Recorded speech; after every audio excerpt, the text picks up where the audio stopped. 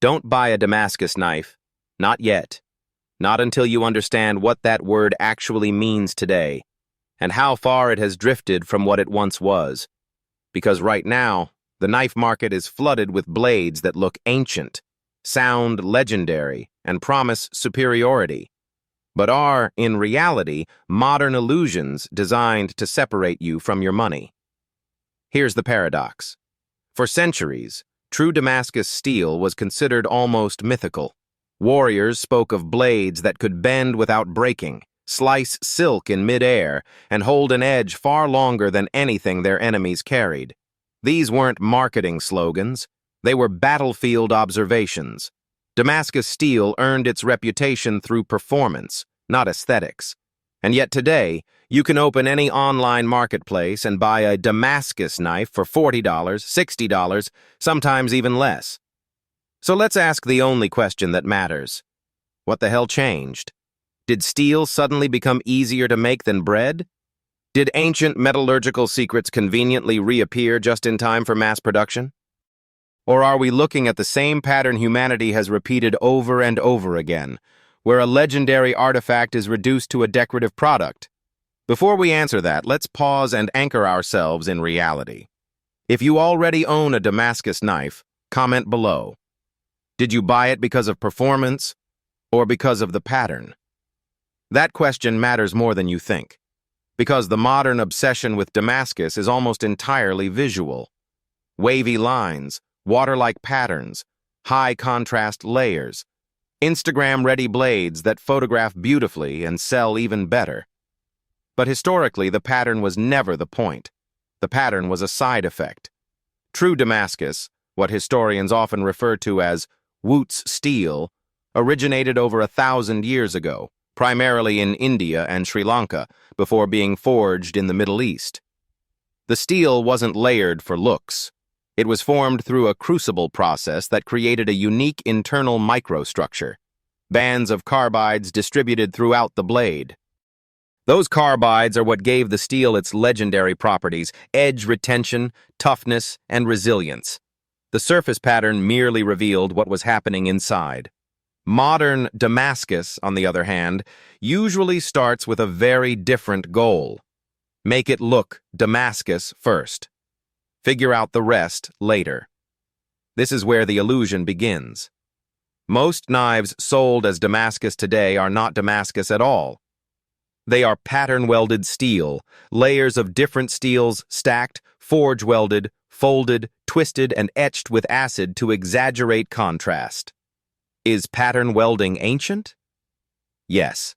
Is it the same as historical Damascus? No, not even close. Pattern welding was used in medieval Europe mainly to compensate for poor steel quality. Blacksmiths layered steels of varying carbon content to average out weaknesses. It was a workaround, not a miracle. Yet today, the market has flipped the narrative.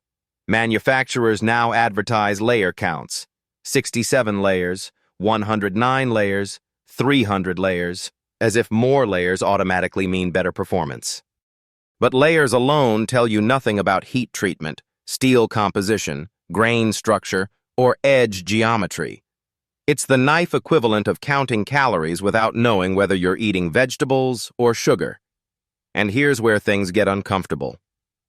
Many mass-produced Damascus knives are made from unknown steel mixtures, often sourced from scrap, forged quickly, etched aggressively, and heat-treated inconsistently.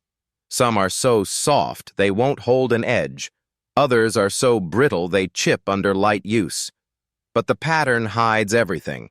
The human brain is wired to associate complexity with quality. Intricate visuals trigger trust. When we see flowing layers, we assume craftsmanship. When we hear ancient names, we assume wisdom. Marketers understand this better than metallurgists. So they sell the story. They tell you these knives are hand-forged, inspired by ancient techniques, used by warriors, built with centuries-old knowledge. And technically, none of that is illegal, because the words are vague enough to mean nothing. This is not a knife problem. This is a language problem. Just like artisan bread can mean factory dough with caramel coloring, Damascus steel can mean almost anything as long as it has a pattern. There is no strict modern standard, no enforced definition, no requirement that Damascus behave like Damascus, only that it look the part. And that's why so many buyers feel confused afterward. The knife is sharp out of the box, but dulls quickly. It looks stunning, but rusts unexpectedly. It feels special, but performs like an average blade. The disappointment isn't random, it's systemic. Because modern knife culture often rewards appearance over metallurgy. Now, to be clear, not all pattern-welded knives are bad. Skilled makers can produce exceptional blades using layered steel, but those knives are expensive, for a reason. Real craftsmanship takes time, controlled materials, precise heat treatment, and accountability. If a blade claims ancient mastery but costs less than a dinner for two, something is missing. And usually, what's missing is the thing that actually matters: the steel itself. Here's the deeper issue most people never consider. True Damascus wasn't just a material. It was part of a system. Ore selection, carbon content, crucible chemistry, slow cooling cycles, forging temperatures tightly controlled without modern instruments. When that system disappeared due to trade disruptions, loss of knowledge, and industrialization, it wasn't because people forgot how to fold steel. It was because the inputs and processes were gone. Modern factories don't recreate that system. They replace it with speed, volume, and visual appeal. And then they sell you the pattern as proof. So before we go any further, we need to reset the conversation. The question is not, is Damascus good or bad? The real question is, are you buying steel, or are you buying a picture etched into metal? Because once you understand that distinction, everything else about modern knives starts to make sense. In the next part, we're going to trace how Damascus went from a functional miracle to a decorative label, and why industrial incentives made this outcome almost inevitable. And by the end, you'll know exactly what to look for and what to avoid before you ever buy another knife with waves on the blade. To understand why modern Damascus feels hollow, we have to stop looking at knives and start looking at systems. Because legendary materials don't disappear by accident. They disappear when the system that supported them is replaced. Historical Damascus steel did not emerge from branding. It emerged from constraints. Ancient smiths didn't have stainless steel, CNC grinders, or industrial furnaces. What they had was limited ore, inconsistent carbon sources, and the need to make weapons that did not fail. That pressure shaped everything. The crucible steel used for true Damascus, often called woots, was produced by sealing iron and carbon-rich materials inside clay crucibles and heating them for hours at extreme temperatures. The steel cooled slowly, forming a distinctive internal structure with carbide networks aligned along stress paths. This was not accidental beauty. It was functional order. When forged correctly, the blade combined hardness and flexibility in ways that early European steel simply could not. That's why Damascus blades cut deeper, chipped less, and stayed sharp longer, not because they were folded more times, but because the steel itself was fundamentally different. Now fast forward several centuries.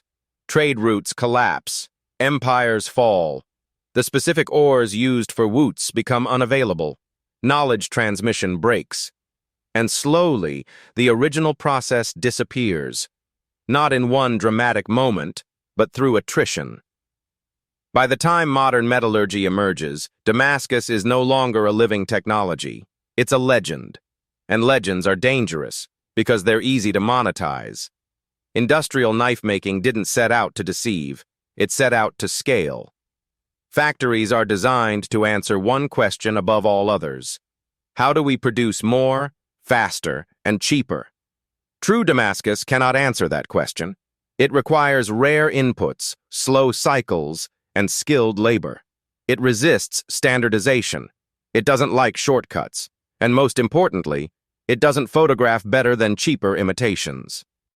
Pattern-welded steel does. By layering readily available steels, manufacturers can create dramatic visuals in hours instead of days. Acid etching exaggerates contrast.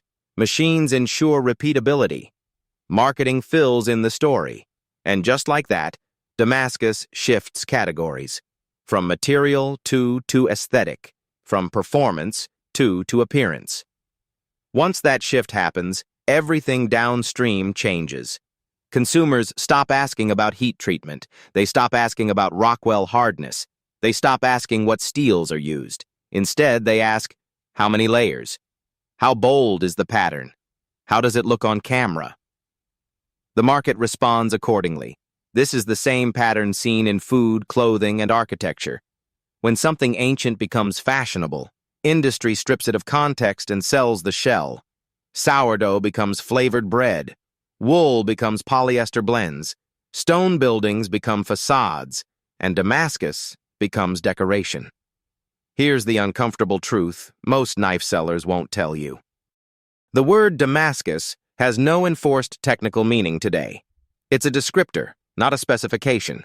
A blade can be called Damascus whether it's made from premium steels or mystery metal, whether it's heat-treated precisely or rushed through a furnace, whether it's forged by a master or stamped out in bulk. As long as it has a pattern, the label sticks. This creates a massive information gap. Beginners assume Damascus equals superior.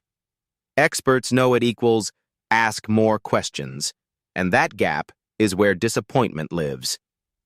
But the illusion runs deeper. Even many skilled makers participate in this system, not because they're dishonest, but because the market demands it. Plain-looking mono steel knives are harder to sell, even when they outperform patterned blades. Performance doesn't go viral. Patterns do. So we end up in a strange place where some of the best knives in the world look boring, and some of the worst look extraordinary. And if you don't know what to look for, you will almost certainly choose wrong. This brings us to the core misconception that traps buyers.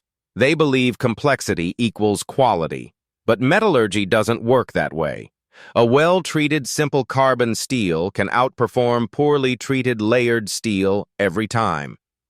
Edge retention comes from heat treatment. Toughness comes from grain structure. Corrosion resistance comes from alloy composition. None of those are visible in a pattern, which means the pattern becomes a distraction, a visual noise that hides what actually matters. This is why some cheap Damascus knives feel sharp at first but degrade quickly. They're ground thin to impress on first use, but the steel lacks stability. Others rust unpredictably because the steels layered together react differently to moisture. The blade isn't unified, it's compromised. Now contrast that with historical Damascus. Its internal structure worked with itself, not against it. The steel behaved consistently because it was born from a single controlled melt, not stitched together later for effect. That unity is what made it special. And once you understand that, you see modern Damascus for what it usually is. Not a lie, but a translation error. An ancient word applied to a modern process that serves different priorities. The tragedy isn't that people buy these knives. The tragedy is that they think they're buying history. They think they're holding something timeless, when in reality they're holding a product optimized for sales velocity, not longevity.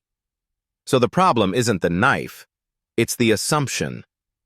In the final part, we'll cut through the noise and answer the practical question that actually matters. How do you choose a knife that performs, whether it has a pattern or not? What signs indicate real craftsmanship? What red flags signal pure marketing? And when, if ever, Damascus is actually worth buying? Because once you stop chasing legends, you can finally start choosing tools that work. Now we get practical. Because awareness without action just turns clarity into frustration.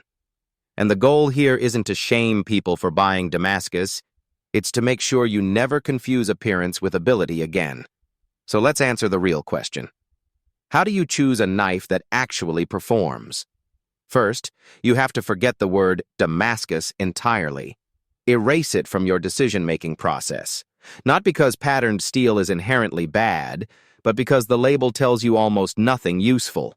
Instead, you need to evaluate knives the way professionals do, by fundamentals. Here's the hierarchy that matters: steel composition, heat treatment, geometry, craftsmanship. Notice what's missing. Pattern. If a seller cannot clearly tell you what steels are used, by name, not poetry, that's your first red flag. Vague phrases like high-carbon blend, premium alloy, or proprietary mix usually mean one thing: don't ask too many questions. Good makers are specific. They want you to know. Second, heat treatment. This is the soul of the blade, and the most common failure point in mass-produced Damascus. Heat treatment determines hardness, edge retention, toughness, and long-term reliability.